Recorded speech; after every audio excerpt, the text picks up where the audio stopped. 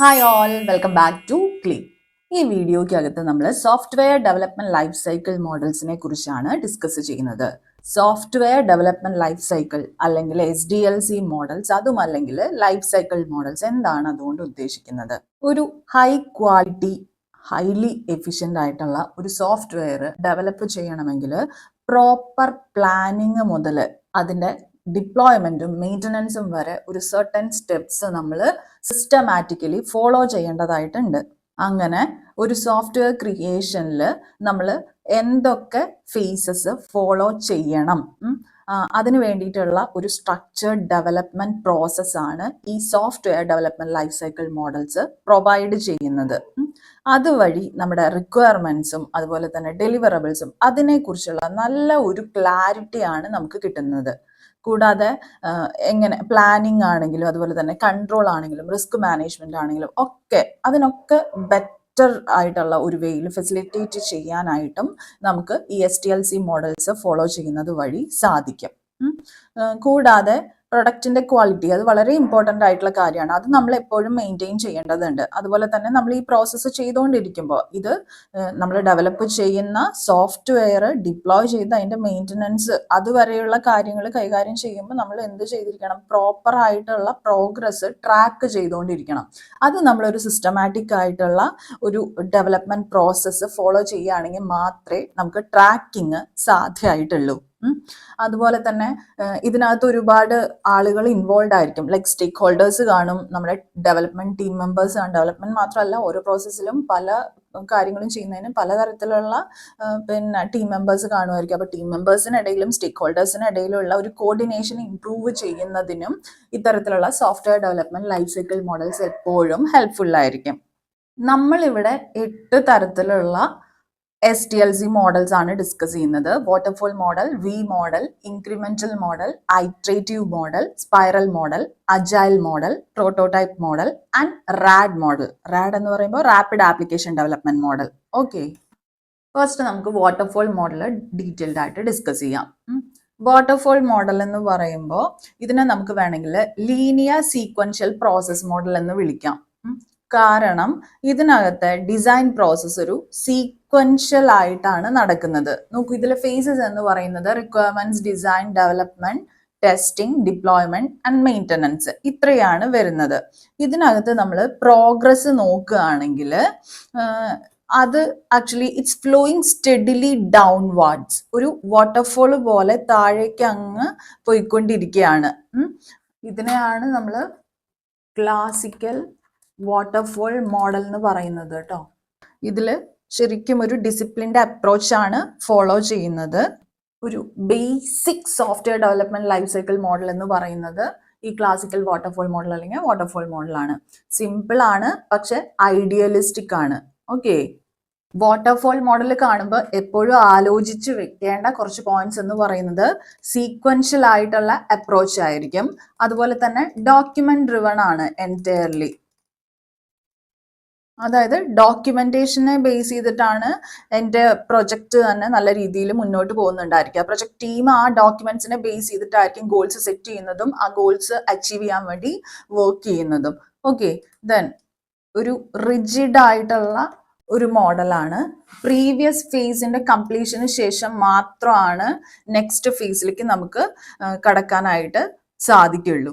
ഇതിലെ requirements face നമ്മൾ എടുക്കുകയാണെങ്കിൽ ഇതിൽ ശരിക്ക് ഫീസിബിലിറ്റി സ്റ്റഡി നടക്കുന്നുണ്ടായിരിക്കും.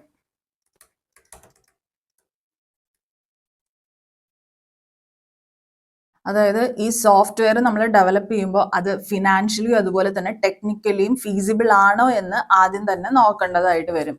അതാണ് ഫീസിബിലിറ്റി സ്റ്റഡിക്കകത്ത് പറയുന്നത്. ദെൻ വരുന്നതാണ് requirements analysis and specification. Requirement ഗ്യാതറിങ്ങും അനാലിസിസും അതുപോലെ തന്നെ റിക്വയർമെന്റ് സ്പെസിഫിക്കേഷൻ. അതായത് ഈ റിക്വയർമെന്റ്സ് എന്ന് പറയുന്ന ഈ ഒരു ഫേസിന്റെ ഒരു റിസൾട്ട് ആണ് വേണമെങ്കിൽ SRS, software requirement specification document എന്ന് നമുക്ക് പറയാം. അതെന്ന് പറയുന്നത് ആക്ച്വലി ഡെവലപ്മെന്റ് ടീമിനും അതുപോലെ തന്നെ കസ്റ്റമേഴ്സിന്റെ ഇടയിലുള്ള ഒരു കോൺട്രാക്റ്റ് ആയിട്ടാണ് ആക്ട് ചെയ്യുന്നത്. അതിനകത്താണ് എന്തൊക്കെയാണ് റിക്വയർമെന്റ്സ് അനലൈസ് ചെയ്തിട്ടുള്ള റിക്വയർമെന്റ്സ് എല്ലാം ഡോക്യുമെന്റ് ചെയ്യുന്നത് ഈ SRSനകത്തായിരിക്കും. ഇനി നെക്സ്റ്റ് ഫേസ് ആണ് ഡിസൈൻ എന്ന് പറയുന്നത്. അതായത് നമ്മൾ അനലൈസ് ചെയ്തിട്ടുള്ള റിക്വയർമെന്റ്സ് എല്ലാം നമ്മുടെ SRSനകത്ത് സ്പെസിഫൈ ചെയ്തിട്ടുണ്ടായിരിക്കും. അതിന്റെ ബേസിസിൽ നമ്മൾ ഡിസൈഡ് ചെയ്യും ഏത് പ്രോഗ്രാമിംഗ് ലാംഗ്വേജ് ആണ് ഇനി കോഡ് ചെയ്യുന്നതിന് യൂസ് ചെയ്യേണ്ടത്. അതുപോലെ തന്നെ ഹൈ ലെവൽ ഡീറ്റെയിൽഡ് ഡിസൈൻ നമ്മൾ ചെയ്യേണ്ടതായിട്ട് വരും. ഓവറോൾ സോഫ്റ്റ്വെയർ ആർക്കിടെക്ചർ അതിന്റെ ഭാഗമായിട്ട് ചെയ്യേണ്ടതായിട്ട് വരും. അതെല്ലാം നടക്കുന്ന ഈ ഡിസൈൻ ഫേസിനകത്താണ്. ഈ എല്ലാ എഫേർട്ടും ഈ പറയുന്ന റിക്വയർമെന്റ്സ് അനാലിസിസിന് ശേഷമുള്ള റിക്വയർമെന്റ്സ് എന്ന് പറയുന്ന ഫേസിന് ശേഷം നമ്മൾ ചെയ്യുന്ന എല്ലാ എഫേർട്സും നമ്മൾ ഡോക്യുമെന്റ് ചെയ്യുന്നത് സോഫ്റ്റ്വെയർ ഡിസൈൻ ഡോക്യുമെന്റ് എന്ന് പറയുന്നതിലായിരിക്കും. അതായത് ഡിസൈൻ ഫേസിന്റെ ഒരു ഔട്ട്പുട്ട് എന്ന് പറയുന്ന ഔട്ട്കം എന്ന് പറയുന്നത് ഈ സോഫ്റ്റ്വെയർ ഡിസൈൻ ഡോക്യുമെന്റ് ആയിരിക്കും. ദെൻ നമുക്ക് അതിന്റെ ബേസിസിൽ ഡെവലപ്മെന്റ് നടക്കുന്നുണ്ടായിരിക്കും. അപ്പൊ നമുക്ക് ഫസ്റ്റ് തന്നെ പറയാം, ഈ ഡെവലപ്മെന്റ് എന്ന് പറയുമ്പോൾ കോഡിങ് നടക്കുന്നുണ്ടായിരിക്കും, പ്ലസ് ഒരു യൂണിറ്റ് ടെസ്റ്റിങ്ങും നടക്കുന്നുണ്ടായിരിക്കും. കോഡിങ് നമുക്കറിയാം, കോഡ് ചെയ്യുന്നു പ്രോഗ്രാം, അതായത് ഡിസൈൻ ചെയ്തിട്ടുള്ള ഓരോ മൊഡ്യൂളും നമ്മൾ കോഡ് ചെയ്യുന്നു. ദെൻ ഈ യൂണിറ്റ് ടെസ്റ്റിംഗ് ഫേസ് എന്ന് പറയുമ്പോൾ ഉദ്ദേശിക്കുന്നത് ഓരോ മൊഡ്യൂളും പ്രോപ്പർലി വർക്ക് ചെയ്യുന്നുണ്ടോ ഇല്ലേ എന്നുള്ളതാണ് ചെയ്യുന്നത്. ഇത് ഡെവലപ്മെന്റ് ഭാഗം തന്നെയാണ്.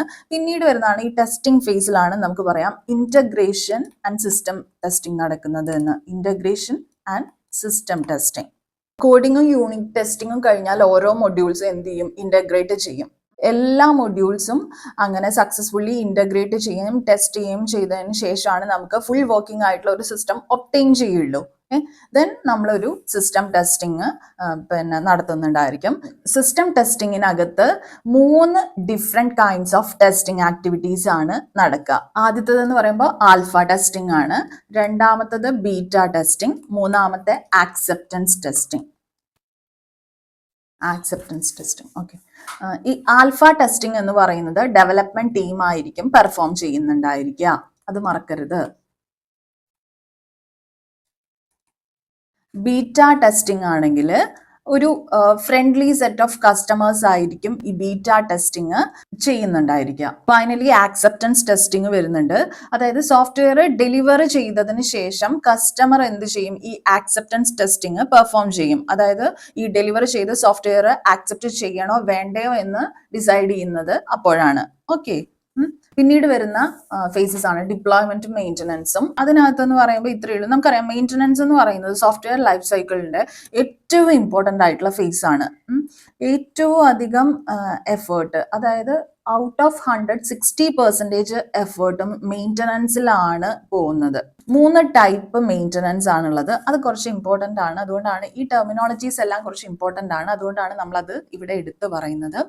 3 ടൈപ്പ് മെയിൻ്റനൻസ് ഉണ്ട്. ഒന്നാമത്തേത് കറക്റ്റീവ് മെയിൻ്റനൻസ്, രണ്ടാമത്തെ പെർഫെക്റ്റീവ് മെയിൻ്റനൻസ്, മൂന്നാമത്തെ അഡാപ്റ്റീവ് മെയിൻ്റനൻസ്. കറക്റ്റീവ് മെയിൻ്റനൻസ് എന്ന് പറയുമ്പോൾ പ്രൊഡക്റ്റ് ഡെവലപ്മെന്റ് ഫേസിൽ ഡിസ്കവർ ചെയ്യാത്ത എന്തെങ്കിലും എറേഴ്സ് ഉണ്ടെങ്കിൽ അത് കറക്റ്റ് ചെയ്യുക എന്നുള്ളതാണ് ഇതുകൊണ്ട് ഉദ്ദേശിക്കുന്നത്. ഇനി പെർഫെക്റ്റീവ് മെയിൻ്റനൻസ് എന്ന് പറയുമ്പോൾ കസ്റ്റമറിന്റെ റിക്വസ്റ്റ് പ്രകാരം എന്ത് ചെയ്യും, നമ്മൾ സിസ്റ്റം ഫങ്ഷനാലിറ്റീസ് എൻഹാൻസ് ചെയ്യുകയാണെങ്കിൽ അതിനെ പെർഫെക്റ്റീവ് മെയിൻ്റനൻസ് എന്ന് പറയാം. ദെൻ വരുന്നതാണ് adaptive maintenance. Suppose already work ചെയ്തുകൊണ്ടിരിക്കുന്ന ഒരു സോഫ്റ്റ്വെയർ പുതിയൊരു എൻവയോൺമെന്റിലേക്ക് നമുക്ക് പോർട്ട് ചെയ്യണം എന്ന് വിചാരിക്കാം. ലൈക്ക് ഒരു പ്ലാറ്റ്ഫോമിലേക്ക്, പുതിയൊരു ഓപ്പറേറ്റിംഗ് സിസ്റ്റത്തിലേക്ക്, വിൻഡോസിൽ വർക്ക് ചെയ്യുന്ന ആപ്ലിക്കേഷൻ നമുക്ക് ലിനക്സിലും കൂടെ എനേബിൾ ചെയ്യണം, ആക്റ്റീവ് ആക്കണം. അത്തരത്തിലുള്ള ആക്ടിവിറ്റീസ് ആണ് അഡാപ്റ്റീവ് മെയിൻ്റനൻസിനകത്ത് വരുന്നത്. ഇത്രയാണ് ഏറ്റവും ഇമ്പോർട്ടൻ്റ് ആയിട്ടുള്ള കുറച്ച് കാര്യങ്ങൾ വാട്ടർഫോൾ മോഡലിൽ വരുന്നത് കേട്ടോ. അപ്പൊ ഇത് ആക്ച്വലി ഫോളോ ചെയ്യുന്നത് define before design and design before code. ഈ ഒരു അപ്രോച്ച് ആണ് ഇതിനകത്ത് ഫോളോ ചെയ്യുന്നത്. എന്താണ്? Define before design and design before code. ഇതാണ് വാട്ടർഫോൾ മോഡൽ ആക്ച്വലി ഫോളോ ചെയ്യുന്ന ഒരു ഹാബിറ്റ് എന്ന് പറയുന്നത്. ഇതിന് ഒരുപാട് ഡിസഡ്വാൻറ്റേജസ് ഉണ്ട്. ലൈക്ക് ഒരു ഫീഡ്ബാക്ക് പാത്ത് ഇതിനകത്തില്ല. നമ്മൾ നോക്കുകയാണെങ്കിൽ കാണാം, ഒരു വാട്ടർഫോൾ പോലെ അത് അങ്ങനെ സ്റ്റഡിലി താഴോട്ട് അങ്ങ് പോയിക്കൊണ്ടിരിക്കുകയാണ്. ഓരോ ഫേസ് കഴിഞ്ഞിട്ടാണ് നമുക്ക് അടുത്ത ഫേസിലേക്ക് പോകാൻ പറ്റുന്നത്. സോ റിക്വയർമെന്റ്സ് പ്രോപ്പർലി ക്ലിയർ ആണെങ്കിൽ മാത്രമേ നമുക്ക് എൻഡ് വരെ എത്താനായിട്ട് സാധിക്കുള്ളൂ. ഇടയ്ക്ക് ഒരു റിക്വയർമെന്റ് വരുവാണെങ്കിൽ it's really tough because there is no feedback path. അതാണ് നമ്മൾ പറഞ്ഞത്. ചേഞ്ച് റിക്വസ്റ്റ് വരികയാണെങ്കിൽ നമുക്ക് അക്കോമഡേറ്റ് ചെയ്യാനായിട്ട് ഡിഫിക്കൽട്ട് ആയിരിക്കും. ലെങ്തി ആയിട്ടുള്ള ഡെവലപ്മെന്റ് സൈക്കിൾ ആണ്. ലേറ്റ് ആയിട്ടുള്ള ഡിഫക്ട് ഡിറ്റക്ഷൻ ആയിരിക്കും. അതുപോലെ തന്നെ ലിമിറ്റഡ് ആയിട്ടുള്ള സ്റ്റേക്ക് ഹോൾഡർ ഇൻവോൾവ്മെന്റ് മാത്രമേ ഇതിനകത്ത് പോസിബിൾ ആയിട്ടുള്ളൂ. ഇത്രയാണ് വാട്ടർഫോൾ മോഡലിന് വരുന്നത്. അതായത് ക്ലാസിക്കൽ വാട്ടർഫോൾ മോഡലിൽ ഇത്രയും കാര്യങ്ങളാണ് ഏറ്റവും ഇമ്പോർട്ടൻ്റ് ആയിട്ട് വരുന്നത്. Next software development life cycle മോഡലാണ് ഇൻക്രിമെന്റൽ മോഡൽ. ഈ ഇൻക്രിമെന്റൽ മോഡലിനെ നമുക്ക് വേണമെങ്കിൽ സക്സസീവ് വേർഷൻ മോഡൽ എന്ന് വിളിക്കാം. ഇതിൽ നമുക്ക് പറയാം software is developed in increments with each increment adding functionality. വേറൊന്നുമല്ല, സക്സസീവ് ഐട്രേഷൻസ് അല്ലെങ്കിൽ വേർഷൻസ്, സക്സസീവ് ആയിട്ടുള്ള വേർഷൻസ് ഇംപ്ലിമെന്റ് ചെയ്യും. എന്നിട്ട് എന്ത് ചെയ്യും? കസ്റ്റമർക്ക് ഡെലിവർ ചെയ്യും. ഇത് ഡിസൈർഡ് സിസ്റ്റത്തിന്റെ റിലീസ് വരെയും ഇങ്ങനെയാണ് നടന്നുകൊണ്ടിരിക്കുക. അതായത് സക്സസീവ് ഐട്രേഷൻസ് അല്ലെങ്കിൽ സക്സസീവ് വേർഷൻസ് ഇംപ്ലിമെന്റ് ചെയ്യുന്നു, ഡെലിവർ ചെയ്യുന്നു, ഇംപ്ലിമെന്റ് ചെയ്യുന്നു, ഡെലിവർ ചെയ്യുന്നു. ഇവിടെ നമ്മൾ നോക്കുകയാണെങ്കിൽ കാണാം, ഫസ്റ്റ് ബിൽഡിൽ എന്ന് പറഞ്ഞിട്ട് റിക്വയർമെന്റ്സ് അനുസരിച്ച് ഒരു ഡിസൈൻ ആൻഡ് ഡെവലപ്മെന്റ് പ്രോസസ് നടക്കും, അതിന്റെ ടെസ്റ്റിംഗ് നടക്കും, ഇംപ്ലിമെന്റേഷൻ നടക്കും. Then build two again design, development, then testing, then implementation. Up to ഇവിടെ നോക്കുകയാണെങ്കിൽ അപ് ടു ബിൽഡ് എൻ വരെയോ അങ്ങനെയാണ് നടക്കുന്നത്. സക്സസീവ് ആയിട്ടുള്ള വേർഷൻസ് ഇംപ്ലിമെന്റ് ചെയ്യുന്നു, എന്നിട്ട് അത് കസ്റ്റമർക്ക് ഡെലിവർ ചെയ്യുന്നു. എന്താണോ അറ്റ് ദ എൻഡ് കസ്റ്റമർക്ക് ആവശ്യമുള്ളത്, ഡിസൈഡ് ആയിട്ടുള്ള സിസ്റ്റം എന്താണോ അതുവരെയും ഈ പ്രോസസ്സ് തന്നെയായിരിക്കും നടക്കുന്നുണ്ടായിരിക്കാം. ഇതുവഴി നമുക്ക് ഏർലി പ്രോഡക്റ്റ് ഡെലിവറി അതുപോലെ തന്നെ ഏർലി യൂസർ ഫീഡ്ബാക്ക് ഒക്കെ എനേബിൾ ചെയ്യാനായിട്ട് സാധിക്കും. റിക്വയർമെന്റ്സ് എന്താ പറയുക മാറുന്നതിനനുസരിച്ച് നമുക്ക് ഓരോ ബിൽഡിലും അത് ആഡ് ചെയ്തുകൊണ്ടിരിക്കാനും സാധിക്കും.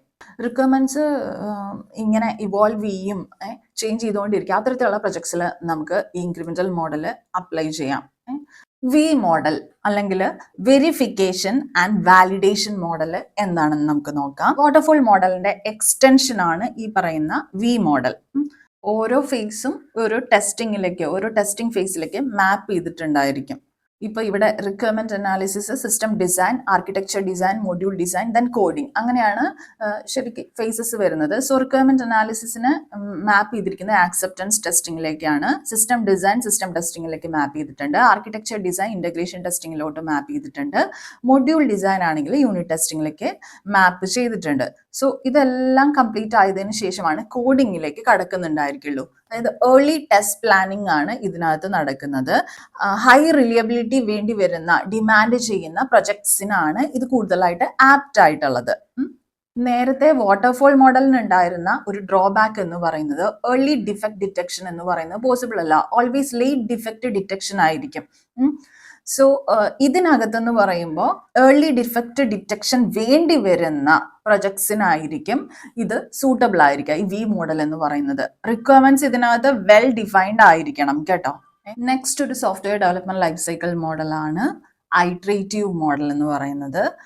ഇതിൽ പേര് സൂചിപ്പിക്കുന്ന പോലെ തന്നെ ഐട്രേഷൻ ആണ് നടന്നുകൊണ്ടിരിക്കുന്നത്. ഇതിന്റെ ഒരു സ്ട്രക്ചർ എന്ന് പറയുന്നത് സൈക്ലിക് സ്ട്രക്ചർ ആണ്. അതായത് ഓരോ ഐട്രേഷനും പ്രീവിയസ് വേർഷന് ഇംപ്രൂവ്മെന്റ് നടന്നുകൊണ്ടിരിക്കുകയാണ് ചെയ്യുന്നത്. നേരത്തെ തന്നെ നമുക്ക് എന്ത് ചെയ്യാൻ പറ്റും? പാർഷ്യൽ സിസ്റ്റം ഡെലിവറി ചെയ്യാനായിട്ട് സാധിക്കും. റിക്വയർമെന്റ് എവല്യൂഷന് ഇൻ കേസ് റിക്വയർമെന്റ്സ് ഇവോൾവ് ചെയ്തുകൊണ്ടിരിക്കുകയാണെങ്കിൽ അതിനെ സപ്പോർട്ട് ചെയ്യുന്ന തരത്തിലുള്ള ഒരു മോഡലാണ് ഐട്രേറ്റീവ് മോഡൽ എന്ന് പറയുന്നത്. ഈ പറഞ്ഞ ഇവോൾവിംഗ് റിക്വയർമെന്റ്സ് ഉള്ള മീഡിയം ടു ലാർജ് സ്കെയിൽ പ്രൊജക്ട്സിനാണ് ഇത് വെൽ സ്യൂട്ടഡ് ആയിട്ടുള്ളത്.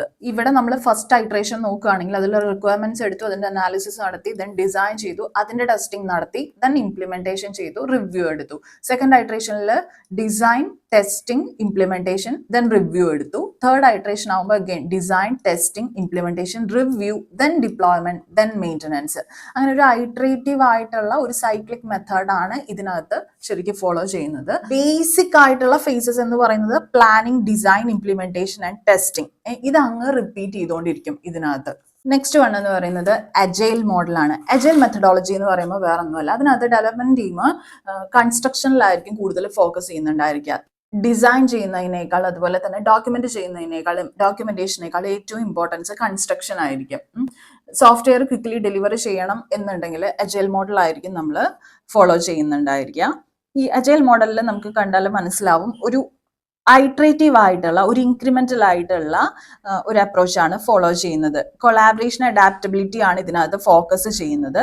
ഇതിനകത്ത് നമ്മൾ ചെയ്യുന്നത് ഷോർട്ട് സൈക്കിൾസ്. ഈ ഷോർട്ട് സൈക്കിൾസിനെ സ്പ്രിന്റ്സ് എന്നാണ് പറയുന്നത്. സ്പ്രിന്റ്സ് എന്ന് പറയുന്ന ഷോർട്ട് സൈക്കിൾസ് റിപ്പീറ്റ് ചെയ്യാണ് ചെയ്യുന്നത്. ബേസിക്കലി ഇതിനകത്ത് വരുന്നുണ്ടായിരിക്കുക planning, development, testing and review. ഇത്രയും ഫേസസ് ആയിരിക്കും. ആക്റ്റീവ് യൂസർ ഇൻവോൾവ്മെന്റ് ഉള്ള അതുപോലെ തന്നെ ഫ്രീക്വന്റ് ചേഞ്ചസ് വേണ്ടി വരുന്ന പ്രൊജക്ട്സിലാണ് നമ്മൾ അജൈൽ മോഡൽ യൂസ് ചെയ്യുന്നുണ്ടായിരിക്കുക. നെക്സ്റ്റ് ഒരു സോഫ്റ്റ്വെയർ ഡെവലപ്മെന്റ് ലൈഫ് സൈക്കിൾ മോഡലാണ് സ്പൈറൽ മോഡൽ. ഇത് ശരിക്കും വാട്ടർഫോൾ മോഡലിൻ്റെയും അതുപോലെ തന്നെ ഐട്രേറ്റീവ് മോഡലിൻ്റെയും നേരത്തെ നമ്മൾ നോക്കിയിട്ടുണ്ടായിരുന്നു, അതിൻ്റെ രണ്ടിൻ്റെയും കോമ്പിനേഷനാണ് ഈ സ്പൈറൽ മോഡൽ എന്ന് പറയുന്നത്. സ്പൈറൽ മോഡൽ എന്ന് കണ്ടു കഴിഞ്ഞാൽ അപ്പം തന്നെ ഓർത്തോണം, ഇത് മെയിനായിട്ട് റിസ്ക് ഹാൻഡ്ലിങ്ങിനാണ് ഇമ്പോർട്ടൻസ് കൊടുക്കുന്നത്. ഇത് ആദ്യം തന്നെ പ്രപ്പോസ് ചെയ്തിട്ടുണ്ടായിരുന്നത് ബാരി ബോയം ആയിരുന്നേ. ഈ ചങ്ങാതിയാണ് ഇത് പ്രപ്പോസ് ചെയ്തത്. ഈ റിസ്ക് ഹാൻഡ്ലിംഗ്, ബാരി ബോയം, ഈ രണ്ട് ടെർമിനോളജീസ് നിങ്ങൾ എപ്പോഴും ഓർത്ത് വെക്കണം. കാരണം കേരള PSC പരീക്ഷകളിൽ റിപ്പീറ്റഡ്ലി ചോദിച്ചിട്ടുള്ള ക്വസ്റ്റ്യൻസ് ആണ് ഇത് രണ്ടും.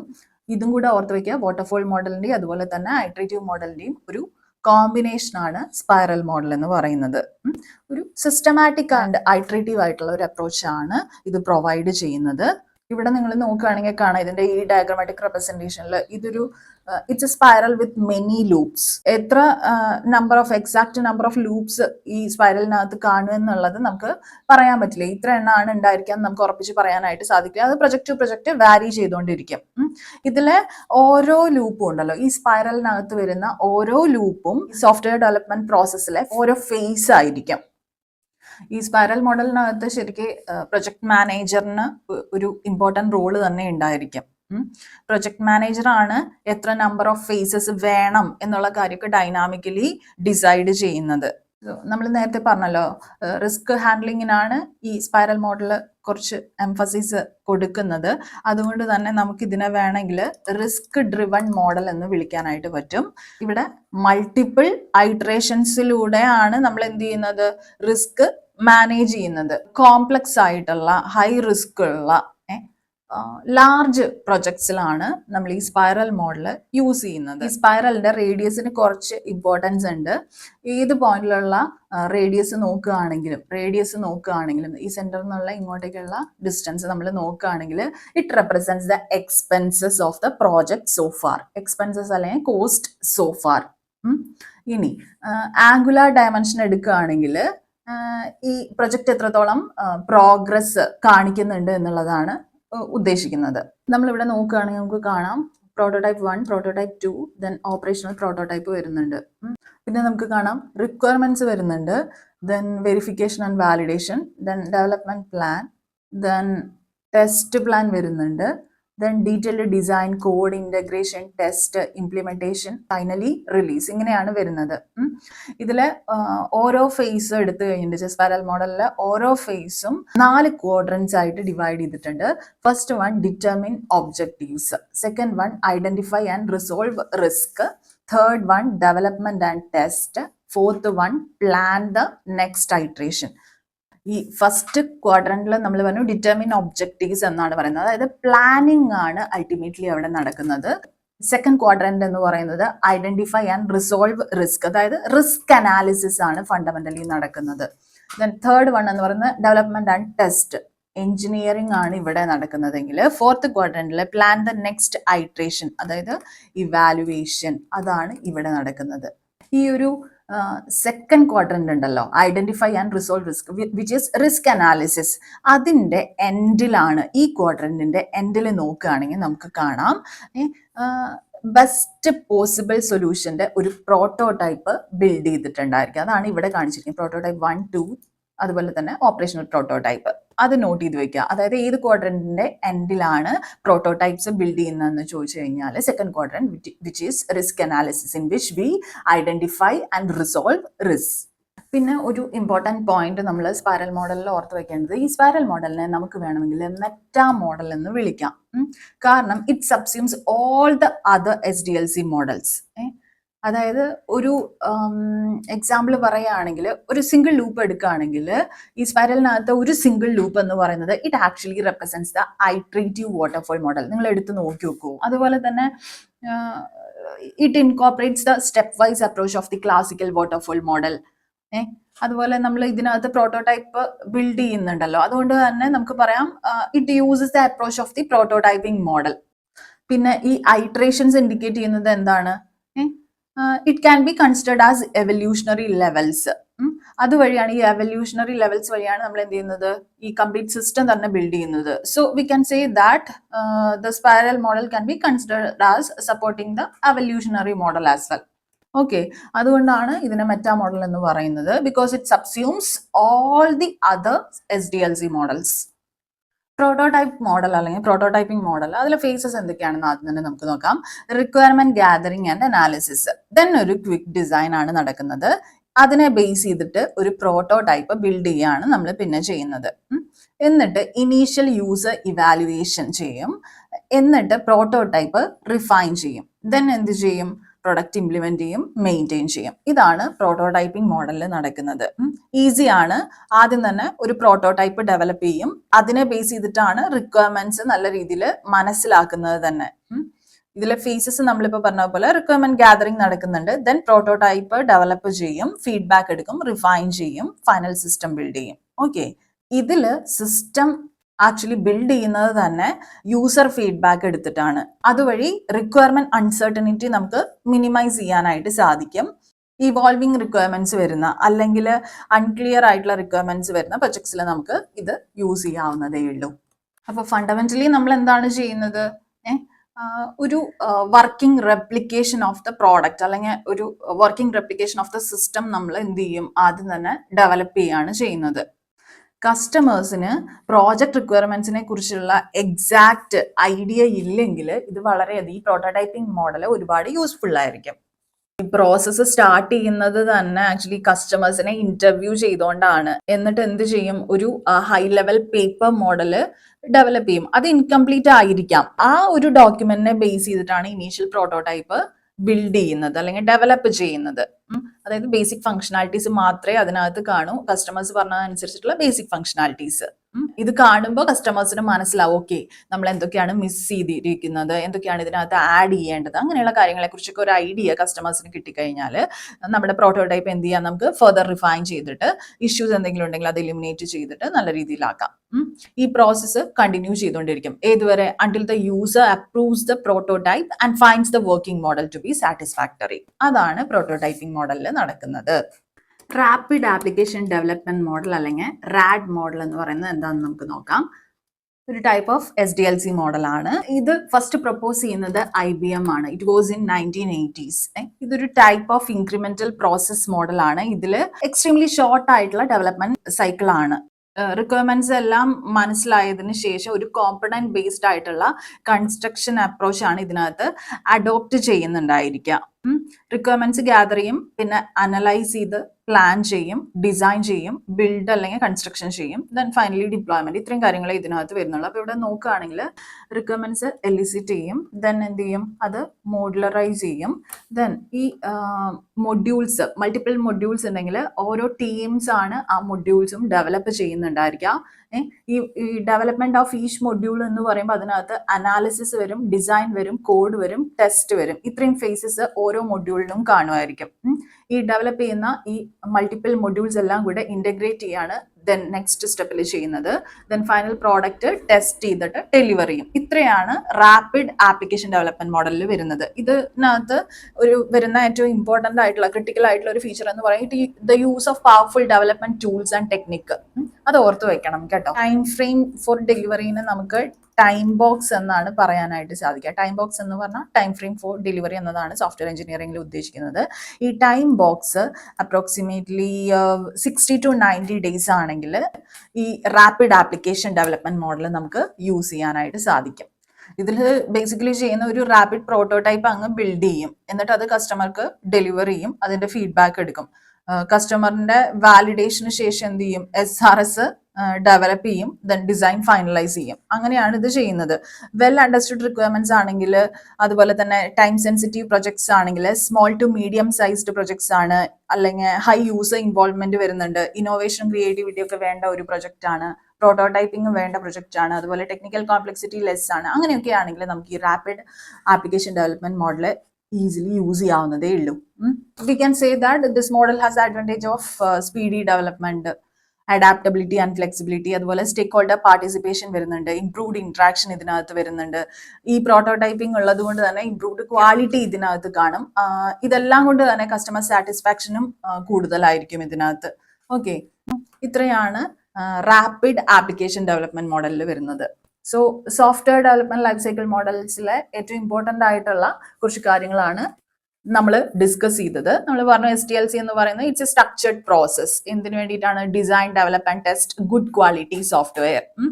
ഈ software development life cycle model എന്നതുകൊണ്ട് നമ്മൾ ഉദ്ദേശിക്കുന്നത് എന്താണ്? നല്ല ഹൈ ക്വാളിറ്റി ഉള്ള മെയിൻറ്റൈനബിൾ ആയിട്ടുള്ള സോഫ്റ്റ്വെയർ, അതും കസ്റ്റമറിന്റെ റിക്വയർമെന്റ്സ് എല്ലാം മീറ്റ് ചെയ്യുന്ന തരത്തിലുള്ള സോഫ്റ്റ്വെയർ ഉണ്ടാക്കുക എന്നുള്ളതാണ് നമ്മൾ ഉദ്ദേശിക്കുന്നത്. Different types of SDLC models നമ്മൾ നോക്കി. ഇവിടെ നമ്മൾ നോക്കിയത് around 8 types of life cycle models ആണ്. Around more than 50 recognized SDLC models ഉണ്ട്, ഉപയോഗത്തിലുണ്ട്. നമ്മളിവിടെ ഏറ്റവും ഇമ്പോർട്ടൻ്റ് ആയിട്ടുള്ള 8 എണ്ണമാണ് ഡിസ്കസ് ചെയ്തിട്ടുള്ളത്. ഈ SDLCയെ കുറിച്ചുള്ള വീഡിയോ നമ്മൾ ഇവിടെ വൈൻഡ് അപ്പ് ചെയ്യാണ്. നിങ്ങൾക്ക് യൂസ്ഫുൾ ആയിട്ട് ഫീൽ ചെയ്യുന്നുണ്ടെങ്കിൽ ലൈക്ക് ബട്ടൺ പ്രസ് ചെയ്യാനായിട്ട് മറക്കരുത്. എന്തെങ്കിലും സംശയങ്ങൾ ഉണ്ടെങ്കിൽ നിങ്ങൾക്ക് കമന്റ് സെക്ഷനിൽ ചോദിക്കാവുന്നതാണ്. ചാനൽ ഇതുവരെ സബ്സ്ക്രൈബ് ചെയ്യാത്ത കുട്ടികളാണെങ്കിൽ please don't forget to subscribe this channel. We will keep on posting these kind of videos. Okay, so signing off, your study partner. Click, stay focused on what really matters to you.